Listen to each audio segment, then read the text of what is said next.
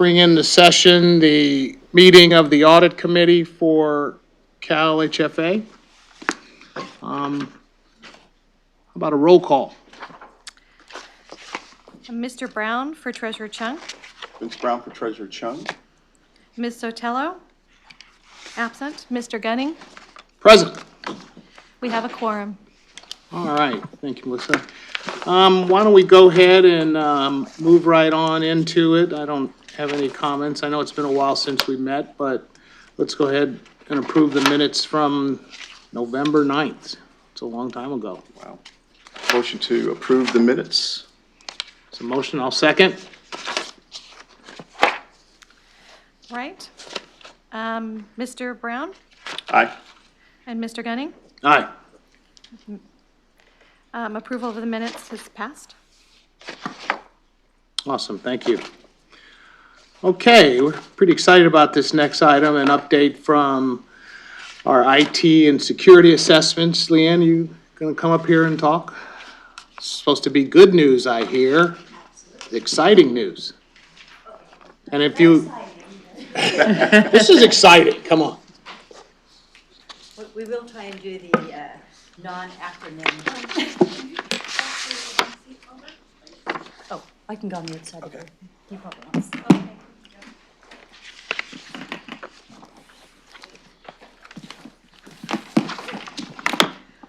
So, hello and good morning. Good morning. Morning. So for Mr. Brown, so I'm Leanne Rhodes. I'm the Chief Information Officer and Director of Information Technology. And thank you for this annual opportunity to speak with you about some of our information security initiatives and programs. Although we must comply with many mandatory state assessments and audits, and we spend quite a bit of time and resources doing so, our information security program is not just about written policies and documentation, or even about incident handling guidelines, but more importantly, it is an overall program to help ensure that a data breach, whether intentional or not, does not occur. So today I have with me our Information Security Officer, Ashish Kumar, to give an update on both information security accomplishments and also some information on security tools and technology that we use to help ensure our data stays safe and secure. Thank you. Thank you, Leanne. Now, good morning. So Morning. we'll go ahead and start our presentation right away. Nice.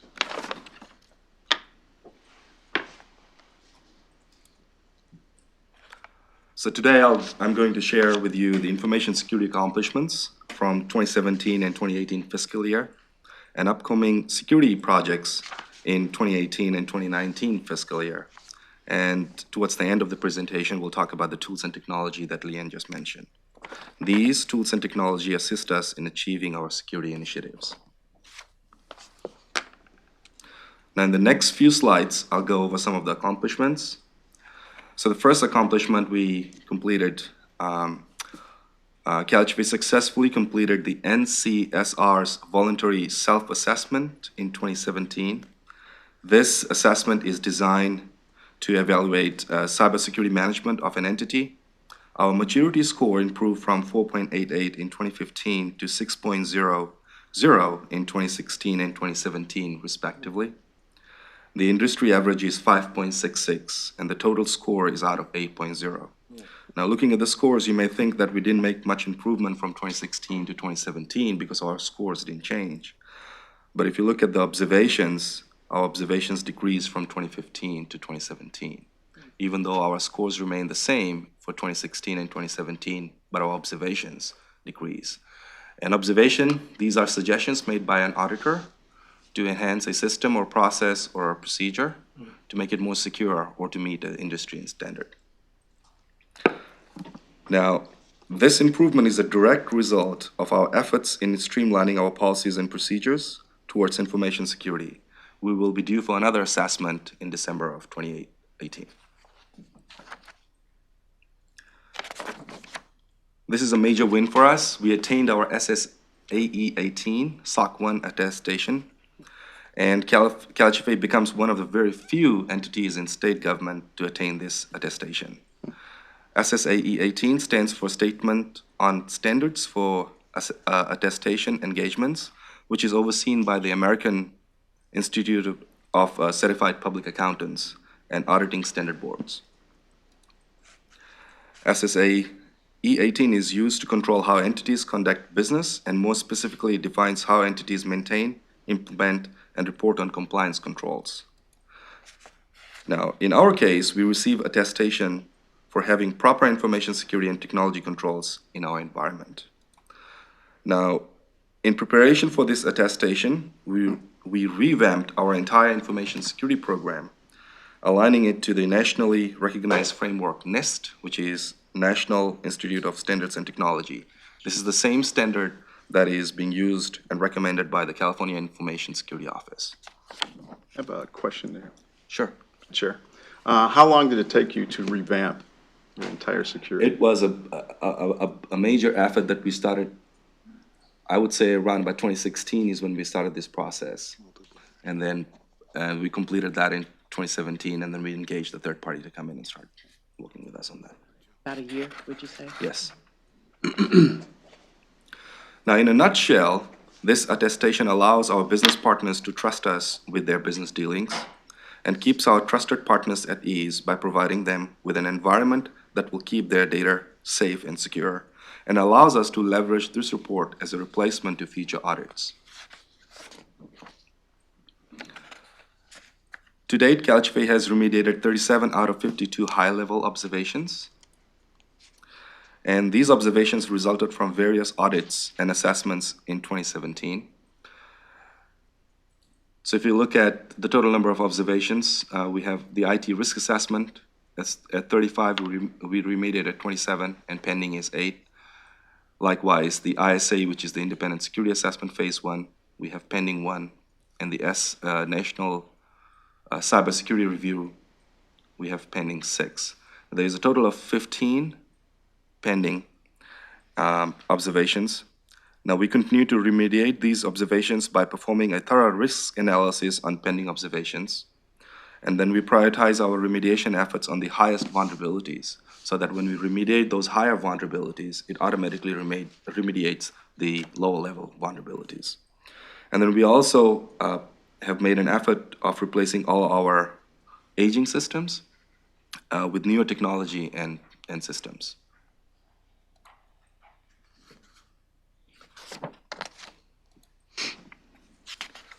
100% of CalHFA staff complete their information security training. Now, we invested in a cloud-based learning management system, ILMS, which allows us to continuously train our staff on information security. So every 3 months, 2 new modules are assigned to staff. These modules are due for completion within 30 days, and then all modules are interactive and contain short videos, and these videos are anywhere between 8 to 12 minutes, covering both personal and agency-related security awareness topics. Now, this program was received very good feedback from our employees. How long did that take to do for the whole staff to complete? It's an ongoing process. Okay. It's an ongoing process. And they're Every very 3 serious about it too.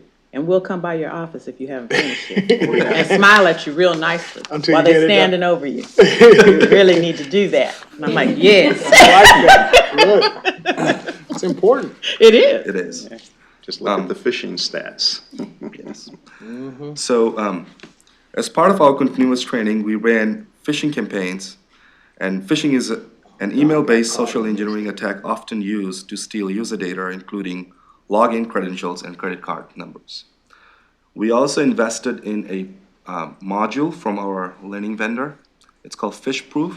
It's a subscription from ILMS, and it helps us create phishing campaigns.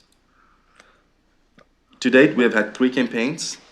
Going back to about 10, 11 months ago, we started our first campaign where we targeted 241 employees, and 7 of them clicked on it. Now, when we did that first campaign, we sent it to everybody at once. So there was a lower response rate on having employees click on it. Now, we achieved what we wanted our employees to do, which is to talk about a phishing email when it comes through. However, less people clicked on it because everybody knew it was there. Whereas the second time around, we used Dawn, and we had 51 Glad you did hits. So an email came from Dawn, and we had 51 hits on that. The third time around, we used Leanne, and we had 26 hits on those. There is a component within PhishProof that allows us to automatically enroll employees into training if they're repeat offenders. And we haven't implemented that yet, but there is a tool available or an option available. for Have that. you checked to see how many repeat offenders we actually have? Yes, It's okay. yeah. We need to get them some more training immediately.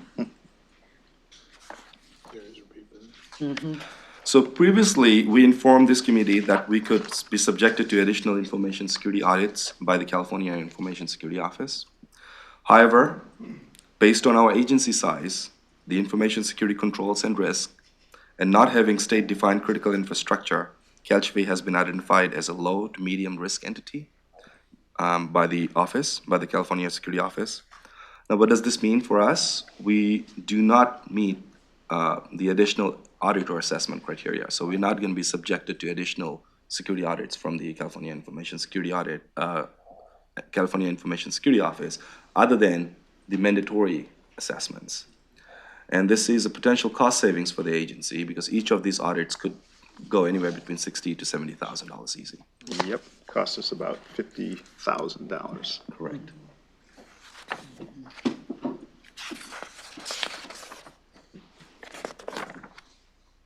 So what's coming in 2018 and 2019 fiscal year? So AB 670, this is an independent security assessment, phase 2. The independent security assessment is required by Government Code 11549.3 as amended on January 1st, 2016. And ISA, sometimes referred to as AB 670, is an assistance visit and it's not an audit. The assessment's goal is to provide a third-party view of CalHFA's current cybersecurity state and provide recommendations for improvement. The assessment analyzes a series of technical controls as designated by the California Office of Information Security. These controls change with each phase. We are in phase 2. All state entities are subjected to AB 670, and the process happens every other year. The California Military Division is the recommended and preferred third-party vendor to be used. However, there is an exemption process to seek other third-party entities to conduct this assessment. Now, with assistance from our auditors, Clifton Larson Allen, we completed phase 1 of the assessment in 2016. No major findings were discovered at that time. However, there were 8 medium-level findings, which we remediated. Now, CalHFA has been selected for the second phase of this assessment. We have already started talks with our assessors, and the phase 2 has 4 different phases within that assessment, and it's due for completion by June 30th of 2018. I'm sorry, 2019. 19, I was 2019. say it's past Yeah, due. these are time. Past 2019. due, right? Yeah, it's 2019. Sorry about that. What we also have coming up is the IT risk assessment. This is a biannual requirement. IT risk assessment is a process for identifying and ranking key information technology processes within an organization based on inherent or other specific risk factors. The risk environment is so dynamic that the risk should be assessed on an ongoing basis with a formal IT risk assessment process. CalHFA, with the assistance from an independent Power system from the industry leader, Peters&Dean. Other solar companies come and go, but Peters&Dean will be here to provide the best workmanship and stand behind the best warranties All in right. business. So you get peace of mind that we your get new hats? roof solar Sponsored by. Okay. I didn't do that.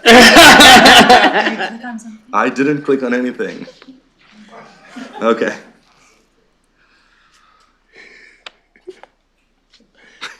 Technology. Always risky. That's Doing it good. live. Okay, let's begin that audit. So we're talking about the IT risk assessment. So it needs to be a formal process, and CalHFA, with assistance from our third-party vendor, conducts this assessment every 2 years. We did one in 2016, 2017 fiscal year. We're due for another one this fiscal year. So how do we do it at CalHFA? Now, here are some of the tools and technology that help us with this effort. So endpoint protection or security is an approach to protect computer networks. And these are connections of computers and laptops, tablets, mobile phones, and other wireless devices to CalHFA network and creates attack patterns for security threats. At CalHFA, we have implemented various endpoint protection security to ensure such devices follow a definite level of security compliance standards. And these are some of the tools that we have that fall under this category. We have Exchange Online protection. This protects your emails. So once you receive an email at CalHFA, it goes through a filter. And if there's anything malicious in that, it stops it from coming to your mailboxes. We also have data classification. This is a process of identifying severity of data housed at CalHFA and the appropriate level of security applied to the data. So the data could be confidential, could be sensitive, and could be public. So it depends on how the data is classified, we apply security controls to them. And then endpoint detection and response, and this is our traditional antivirus solution that not only identifies signature-based anomalies, but it also identifies behavior-based anomalies. So a signature-based is something that is available, and a lot of antiviruses already have it. It's a virus that has been identified and that gets added into the signature. Whereas a behavior base is something that is not there. It's called zero-day, meaning there's no attack, no virus protection for that. So our antivirus program allows us to look at those and then break that attack chain. We also perform something called application whitelisting, and only authorized applications are allowed. Intrusion detection, this is an approach to monitor network and malicious activity or policy violations.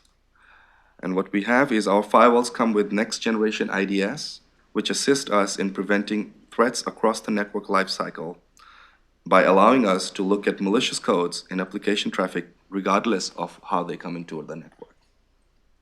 A question on that. Sure.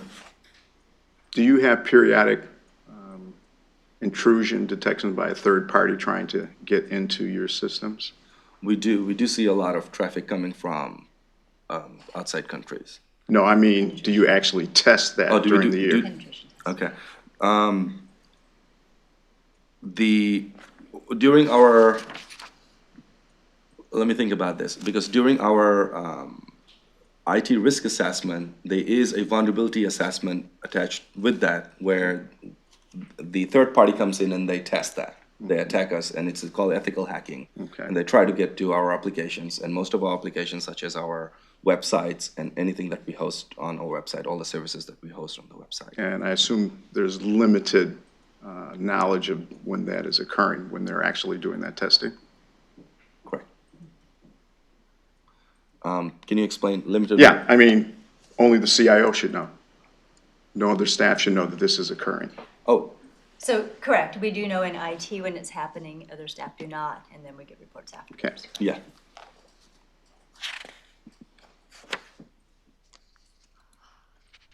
So monitoring and management, this is a process of supervising and controlling IT systems.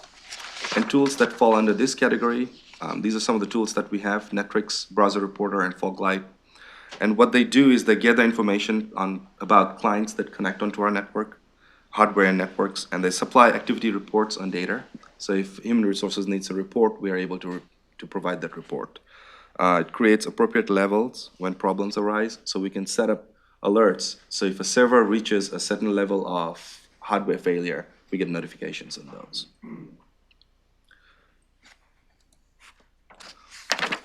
Content filtering, this is a process of controlling access to internet contents. It's more like an internet filter, which restricts and controls the contents an end user can access. And the tools that fall under this is URL filtering, and this is a subscription from our firewall vendor.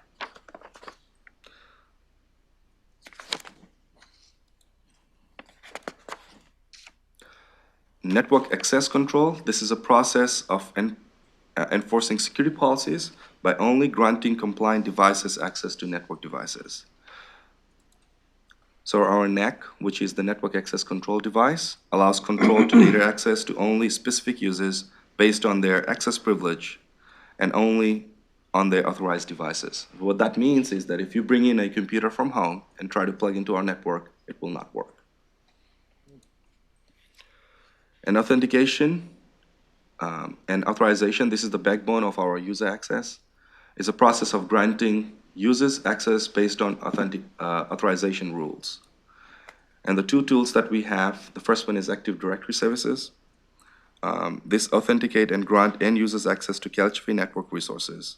And all authorized remote users have two-factor authentication. So if you have an agency laptop, we have digital certificates on your laptops. That is the first form factor, and then your username and password is the second form factor. Whereas if you are a home user that is not assigned an agency laptop, then your username and password along with a security PIN. So this concludes our presentation for you today. Thank you for the opportunity to speak with you about our information security updates. If you have any questions, we'll take it now. Just one follow-up. You said we are experiencing outside efforts from other countries. Can you expand upon that?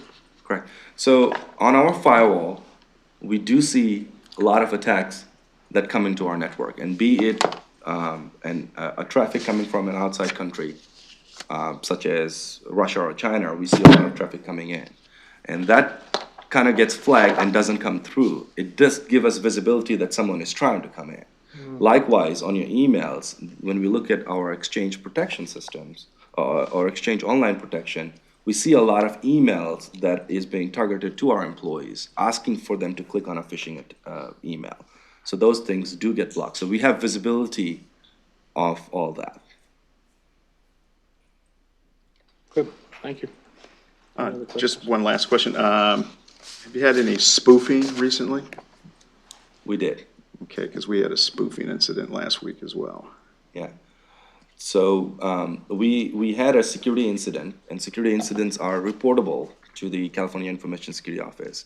So an email address was compromised, and that email address sent a lot of emails out to various employees within CalHFA and then external employees too. So that resulted in some external parties and also internal parties click on that link and provided their passwords. And there was a remediation effort after that. Okay, thank you. Hey, spoofing, is that a new one? Yeah, they take over somebody's email, and then it looks like it's an authorized person, and they send it out to staff. That's different than what you did with Don and That was a phishing. the That's phishing phishing. thing. Yeah. Okay, There's a lot of stuff out I'm there. glad you guys are staying up on it. Thank you very much. Good, any other questions? You okay? No. Awesome. Yeah, anything else? All right, thank you very much. Moving on to item number 5, the annual review of the audit committee charter. Since I know we talked a little bit about this, I looked at it, it seems fairly straightforward. Yep. I don't have any changes. Nothing to add. Okay. Are there any comments from anyone in the audience? It's a time of public comment. Okay, seeing none, a motion to adjourn the audit committee. So moved. Moved and seconded. We're adjourned.